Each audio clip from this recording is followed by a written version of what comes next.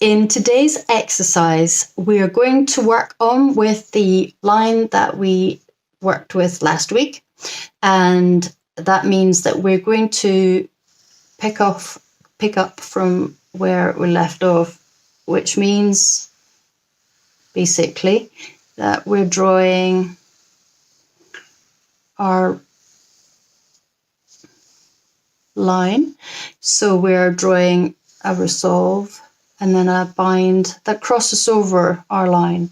Resolve and binding our line with the resolve.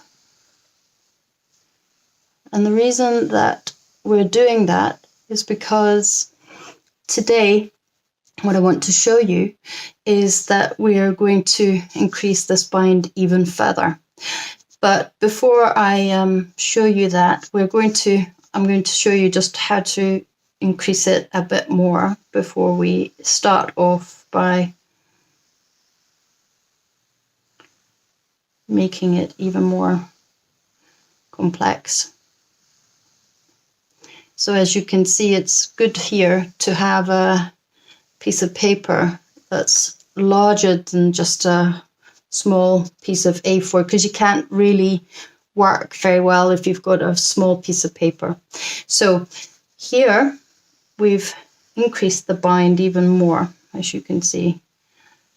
And again, you feel free to go over your lines, and it's not important if the lines line up exactly. So here, what I want to do now is show you the next step here. What I want you to do is it really be present when you're drawing this at home. It takes a lot of presence, being able to draw this.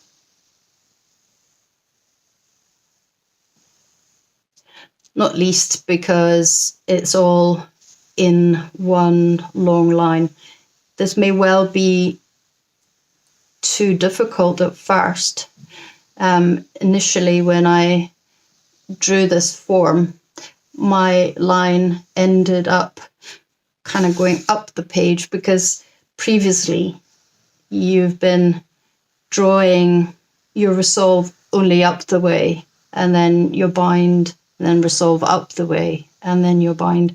So when you start doing this form, you kind of have to get your head around the fact that once you've finished your bind, you're going up the way, but then you're actually going down a bit before you go back up again to go in to do your new bind.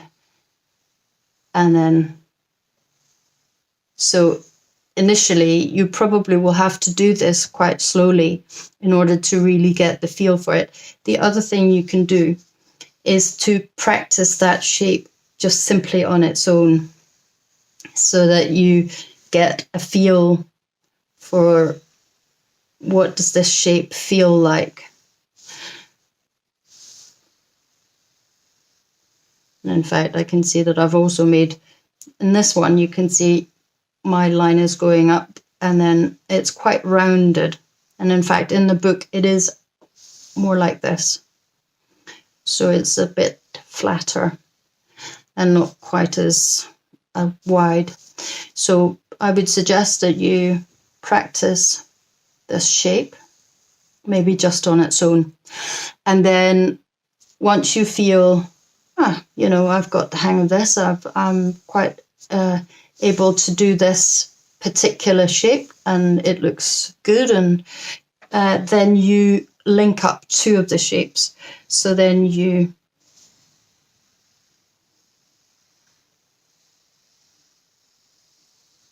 just link up two shapes just to get the hang of that.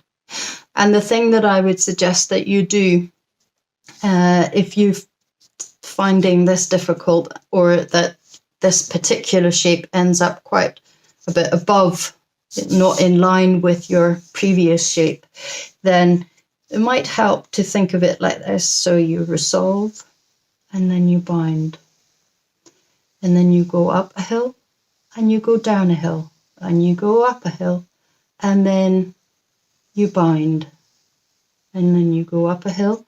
And in fact, once you've come to this part, you think uphill, downhill, uphill. And then I certainly found that that was a help for me to kind of think, okay, how do I remind myself that I have to come back down before I go back up? And then I do my bind. And once you feel confident that you can do this, then of course you can string on as many as you like.